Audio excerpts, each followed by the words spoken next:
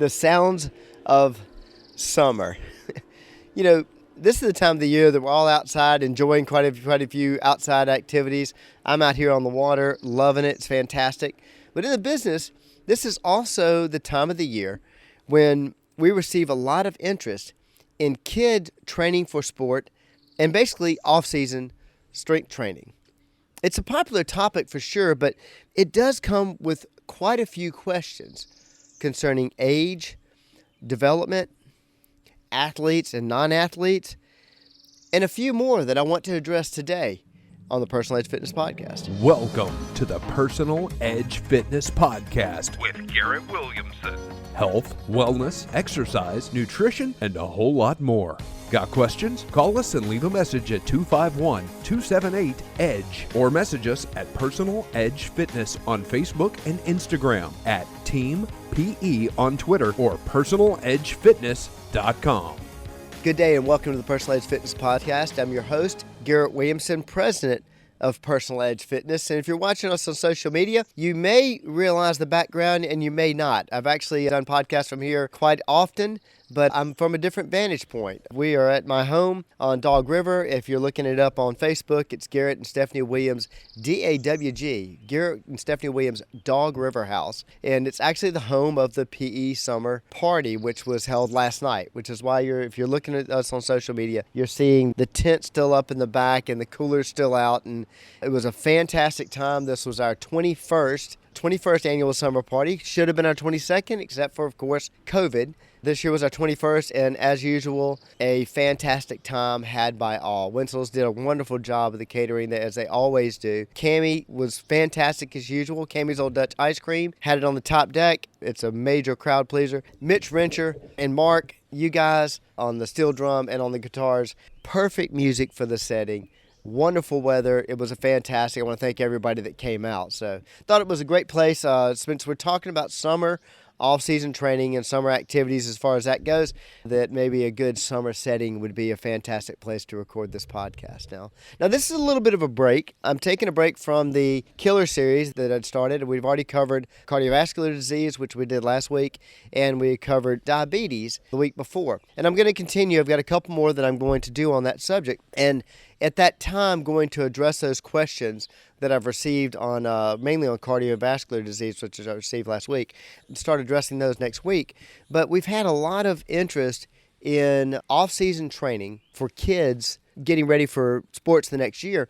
And this is very common. I thought it was rather timely that we go ahead and cover that today. Now, if you do have any questions concerning this show or any others, or as with the way this podcast came about today, if you have questions regarding a lot of myths associated with health, fitness, and wellness, please contact us at area code 251-278-3343. Again, that's 251-278-EDGE, E-D-G-E. You can also reach me at Garrett at personaledgefitness.com. That's my email address. Of course, you can contact me on our website, personaledgefitness.com, and our Facebook page, Personal Edge Fitness. If you're a Twitter user, rather reach out to us that way, contact us at Team PE.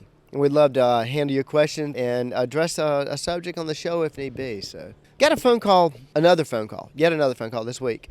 And then I checked my email just at the end of the party to see if maybe some people had lost their way. I was hoping that didn't happen, which was good. They didn't. But I checked my email, and yet another individual's reaching out to us about this same subject. And these are kids. These two or three that we've had in the last few days were both teen and preteen. They would contact us about off-season training. And there seems to be a running theme in all of these questions and all these consults that I end up having concerning this. And I thought that maybe this would dissipate in 22 years, but it seems like the more information that's out there, the more kids that are getting involved in sport and in getting involved possibly in training, it just creates more and more questions about strength training in kids. And I want to get into that a little bit today and talk to you about, dispel some of those myths, show you some fact-based evidence about this, and also the fact that we've been doing this for so many years and how fantastic it is for your child and how safe it is for your child. Now, one of the questions that we get, of course, is, I'm going to dive right into this, and that's age. Now, when I started personal training back in 91, there was a lot of question about age, and it was an older age, and not only that, was an older age that people recommended not starting until 15, 16. Some physicians recommended kids not even start lifting till they were 18 years old, looking for those growth plates to fully form. One of the reasons was just a lack of knowledge. Just basically a lack of knowledge of well, we haven't done a whole lot of testing on it, so no is the answer. And I can understand that for safety reasons. That's another thing, is the lack of knowledge that was out there amongst the medical staff and amongst the researchers. Well, even if they did have some industry knowledge about the subject, it wasn't making it down to the practitioners of it. As I've said before, this is an unlicensed field. So any Tom, Dick, or Harry can call themselves a personal trainer, which is the exact reason why at Personal Edge Fitness we not only recommend, we require every single one of our staff members at Personal Edge to possess at minimum a bachelor's degree in the field of either exercise science, exercise physiology, kinesiology, sport medicine, or athletic training. Even our interns have to be in their senior year of one of those disciplines in order to intern with us. And so we require that because we want them to understand the industry knowledge. Well, because a lot of that was really lacking those days, the age that you heard recommended for kids to start working out was much older. Now it's all the way down to 7 years old, and I argue it probably will go lower. Now, when I say 7 years old, that's not just Garrett Williamson's opinion. According to the Mayo Clinic, 7 years old is a starting age. There's several different studies on it. There's a study that came out of research from physicians at Johns Hopkins that said children can improve strength by 30% to 50% after just 8 to 12 weeks of a well-designed strength training program. Now, I just wanted to cite a couple of examples. There's a myriad of studies out there about strength training for kids. The facts are there that starting them at a younger age, there's nothing wrong with that whatsoever, except for one thing, and that is making sure that the practitioner, making sure that the educator, making sure that the trainer knows what they're doing. Now, at Personal Edge, we have been training with kids as young as 7 for at least 20 years, if not farther. I'm thinking of one particular individual that we started with when he was 7 years old. And actually, we worked with him in soccer all the way up until he graduated high school and, of course, picked up a scholarship in doing so, one of the many scholarships that we have helped kids acquire at Personal Edge Fitness. And this was back at least 2003, somewhere around there. Worked with one of our former professional soccer players who had a degree in exercise physiology and actually sport medicine, and did a fantastic job with him because we knew at the time how to work with them, how to train them.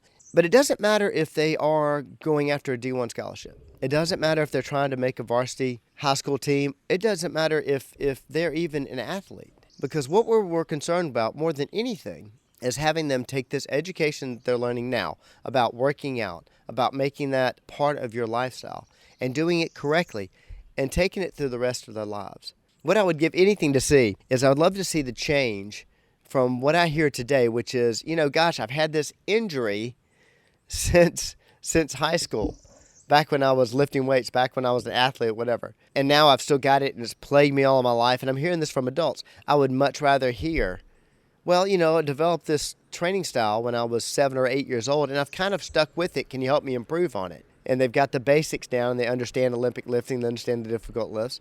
That's one of my major goals is to see that. But yet I digress. Now, one of the big questions about working with kids is about types of exercise.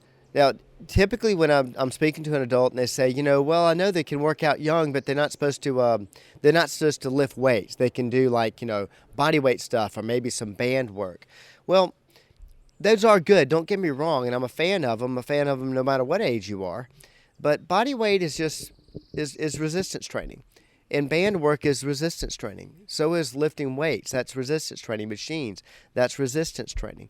The reason that statement exists and it's so popular, kids under a certain age, and we seem to make up that age from time to time, only should be lifting their body weight. They should only be doing band exercises because they feel like that's less dangerous, what have you. And that's the reason. That's the reason you hear that recommended, is that, yes, they have less of a chance of hurting themselves when you have a practitioner working with them that has no clue what they're doing. This is typically what we hear from the medical field, even the physical therapy field, recommendations to clients. They make what we call a general recommendation. In other words, this practitioner is speaking to the general public. And so what are they going to say to the general public who they don't know, if they're working with the trainer. They don't know the qualifications of that trainer if they are, or if they've even exercised ever before. So they're not going to give them the intricate design or the intricate instructions of a well-developed, well-thought-out, well-educated program. They're going to give them bumpers or safety parameters. And so the safety parameters when it deals with age seems to be, hey, do body weight exercises, do band exercises, don't lift dumbbells, don't lift free weights. I can understand that recommendation when you're talking to the general public. This is why at Personal Edge Fitness, we typically, if you're working adult or child, working under the care of a physician or under the care of a physical therapist, we ask that if you give them permission for us to speak to them. Because when they realize that you're working with Personal Edge, you're working with a qualified staff like we have, then they'll tell us what the real ramifications, what the real safety guidelines are, what we really need to look out for. Because the band exercises, body weight exercises, I'm a huge fan of it. But if you know what you're doing, we really should get these kids into these more advanced lifts, believe it or not, earlier than later. Now be careful putting your own connotation when I say advanced lifts, because you may think that means real heavy weight and start day one. No, definitely not. But the mechanics and movements of things, most importantly like Olympic lifting, this is something that Olympic lifting is patterned after our techniques of our daily life. You're going to lift a big bag of dog food. Believe me, you're going to do a deadlift of some sort, and you're probably going to do a clean and jerk. You're probably going to do a full power clean. Throw this thing up on your shoulder. That's basically the natural ergonomics of daily life. And so kids are definitely going to be doing that no matter if they're in sport or not. But more importantly, if they are an athlete and they are reaching that preteen to teenage years, at some point in time, they're going to get thrown into a weight room. And they're going to get thrown into a weight room with all due respect to the coaches who know more about the sport than I'll ever know. But the vast majority of them have never studied physiology, have never studied kinesiology. They don't really understand what those lifts do. They really don't understand how to work with the body and train it the correct way. They're going to risk the chance of having injury. This is why we like to get a hold of them at a young age and start building this foundation, start teaching them those natural movements. So when they go into a squat, they automatically engage the hips and engage the hamstrings. So we're not having to untrain that. When they go to lift a weight, they lift it the proper way every time. And the only way to do that, the way to do that with the most success is start at an early age. Another example we use as far as the benefits of strength training is teaching the kids to learn complicated attributes that they will be using on the field. And what I mean by that is I've talked a lot about neuropathways and about making sure those neuropathways are open so that you get constant communication going basically from the brain to the different muscles. I've talked to you about where balance is located in the cerebellum, which controls dexterity, agility, and balance. The way to improve that balance, dexterity, or agility is to improve that neurofunction. Make sure the neurotransmitters are getting all the way to the end of the different nerve endings so that they can actually make that communication. Well, when you have a child go through, especially a growth spurt, you've probably seen this before, either with your child or you've seen it with other kids. They'll go through what I call a gangly period. This can actually be a period of a lot of bullying because they seem to be clumsy. A lot of people think that's basically prefrontal cortex, that person's just stupid, they don't know how to run, what have you. No, what has happened is, if they've gone through a growth spurt, one of the gentlemen who started with me the other day, he's in his early teens, and he went up 5 inches this year. And so he's basically running a 18-speed gearbox with the 4-speed transmission. And that's what happens. Basically, his brain has not caught up to the growth spurt he's had.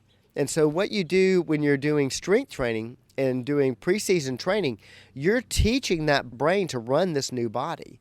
And the studies back it up. This was interesting to me because a team of physicians for the Council for Sports Medicine and Fitness, and this is a huge team. In fact, some of the same people that were involved in that Johns Hopkins study I talked about earlier. Gains in childhood strength, this is what they determined, gains in childhood strength are primarily attributed to neurologic mechanism of increase in motor neuron recruitment, allowing for increases in strength without resultant muscle hypertrophy. Okay, the reason I bring that up, it's a little different than what I was talking about. I was talking about neuropathways and communications. But listen to what they're talking about there. They're talking about neurologic mechanisms. All that goes to what I was speaking a minute ago. Understanding what's going on with the brain, what's going on in the central nervous system, not just making the muscle big, having it respond, teaching it to respond to being used in an aggressive way, being used over and over to handle the balance and dexterity of a particular sport. That's exactly what's happening, and you're going to learn that with the right professional in a strength training setting. But this reinforces how important it is to incorporate resistance training into physical education classes and youth sport programs, mainly, increasing the muscular strength, but increasing what I call muscular function. I find the most important part of this for a lot of kids is by doing the correct amount of strength training, along with sport training, they're going to avoid that gangliness stage. They're going to really push right through it. You can make them adapt as they go through those growth spurts if you start early. If you start this practice early, that's why it's so, I think it's not only allowed, I think it's imperative that they start at a very young age.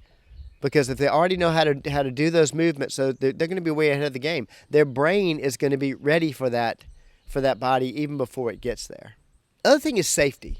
It's kind of the one I want to close with, is talking about big topics here, is to close with safety, because that's always been a concern, and I understand that. You may accept it easier if I'm talking about somebody else's child, but of course it's very different when it comes to yours. And I mean, any idiot would understand that, absolutely. Well, in the 22-year history of personal ed fitness, just to give you an example, and in my 32 years personally as a personal trainer, I have never seen an injury related to lifting exercise that we're doing at Personal Edge Fitness. Now that sounds crazy. Outside of a slight pulled muscle or what have you, something that takes a couple, 3 days to get over, something that you're going to do running down the soccer field. These injuries that we think happen, and have happened with all due respect, when kids aren't training correctly, the damage to the growth plates, these kind of things. Never in my 32-year history, never in the history of the 22-year history at Personal Edge have we ever seen that. Why? And that sounds like a very brazen statement to make. Well, it's very simple. You're working with professionals. You're working with a degreed, certified staff that understand kinesiology, have had that, understand the anatomy, understand the physiology, something that you don't get with the weekend certification. So that's what makes the big difference, and that's why we don't see the injuries, and that's why we get contacted about that. So how do you get involved? Where do you start with your child? Well, first and foremost, I want to point out that this does not have to be for a sport. That's a big part of why we do this. As a matter of fact, I've got trainers that live for those kids that aren't involved in sport but want to exercise, want to work out. So if you've heard the history of the name Personal Edge, it speaks to that. The name actually, Personal Edge, came from my wife. The initials PE came from me. I wanted to name my facility PE. And the reason being is that we stop physical education, we stop PE at school, which is what causes us a lot of problems later in life. And I've always said that everybody needs PE every single day. Personal Edge came from the initials. My wife says, well, that's what you are to your clients. You are their own personal edge. And that's where it came from. The reason I wanted to name it PE was not only that we needed all our lives, but back when I was a junior in high school, they were cutting physical education programs. Kids were not, if they didn't play a sport, they didn't get participate in any kind of physical education. And that's disastrous. And on top of that, when I was in high school, I was intimidated to go into a weight room. I ended up with a scholarship running track. I ran track for Georgia and was a pole vaulter, but I never lifted a weight seriously until I got to Georgia because I was so intimidated by it. But I would love for the kids to understand that no matter if they play a sport or not. Off-season training. Probably this is what's wonderful about living on the river. Not only do we have boats coming by, but we have an ultralight. You're going to see it pass by if you're watching this on social media. That's what you're hearing in the background. You're going to see an ultralight pass by behind us. This gentleman lives on the river and swings by every once in a while. Yeah, it's a bit noisy, but we enjoy seeing him out here. So anyway, back to off-season training creates in-season maintaining. Now you think I'm going to say off-season training creates strength for the in-season. Yes, it does. But off-season training creates in-season maintaining. You don't just lift weights, you don't just do the resistance training and do that kind of training preseason and then stop. You want to maintain it. You begin to atrophy muscle 72 hours after a workout. So we don't want to, it doesn't matter if you're playing baseball, if you're not training for it, doing the training exercises, develop those correct muscles, you are going to see atrophy. And that is going to affect your performance. But if you build that base in the off season, then you can just, in season, you may not be making incredible gains, but you're doing what I call keeping the ball in the air. You're basically not going backwards. What you learn and what you gain during your off season, you can maintain through a simple 2-day-a-week program, a brief 2-day-a-week program in season to maintain it. But it's got to start in learning those fundamentals and building that base in the off season. And the last part of this, of course, I'm going to tell you, contact us. If we can sit down and talk to you even more depth about your child, because I can sit here and talk about children in general, but you may not think I'm talking about your child. I understand that. And your child may have some special considerations, and you may have some special considerations about them. Valid or not, doesn't matter whether or not you think they're valid. They are valid because you're concerned about them. It's your kid. Love to have a chance to sit down and speak with you. If you have an opportunity or are interested in doing that, please contact us at 251-278-3343. You can also reach out to me at Garrett, Garrett, at personaledgefitness.com. You can contact me via our website, personaledgefitness.com, and, of course, our Facebook page, Personal Edge Fitness. Reach out to me through Twitter at TeamPE. Get your kids in that off-season training, whether they're an athlete or not. Teach them the benefits of the healthy lifestyle of resistance training and maintaining your body.